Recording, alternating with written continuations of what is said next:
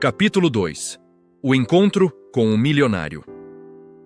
A chuva caía pesada naquela tarde e lavava as ruas da cidade com uma força que parecia carregar toda a melancolia do momento, tornando o ar frio e denso, e Clara saía do hospital com os olhos vermelhos de tanto chorar, segurando nas mãos os papéis da cirurgia da mãe, como se fossem um lembrete cruel daquilo que não podia alcançar.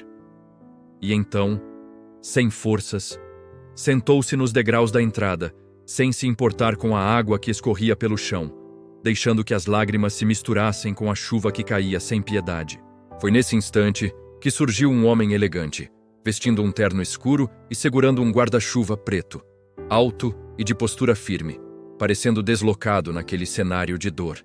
E Clara levantou os olhos e encontrou o olhar dele, um olhar frio e calculista, mas ao mesmo tempo curioso, como se houvesse algo escondido por trás daquela expressão contida. E com voz grave, ele disse que ela parecia carregar um peso enorme e perguntou se poderia ajudar. E Clara hesitou porque não estava acostumada a estranhos se aproximarem ainda mais alguém que exalava riqueza e poder.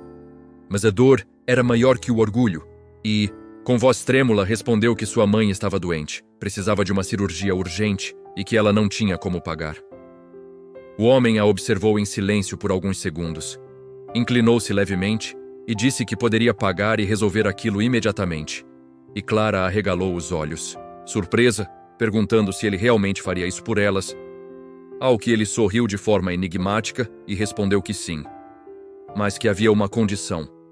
E o coração de Clara disparou quando ouviu que a condição era o casamento, porque Augusto, como se apresentou, queria que ela fosse sua esposa, não por amor, mas por sinceridade, porque via nela algo diferente das outras mulheres que conhecia, alguém que não o enganaria, alguém que precisava dele, tanto quanto ele precisava de uma companheira.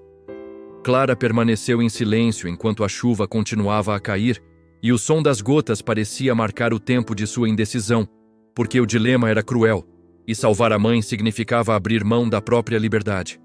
E então, Augusto estendeu um cartão com seu número e disse para que pensasse bem, lembrando que o tempo da mãe era curto e que, se decidisse, deveria procurá-lo.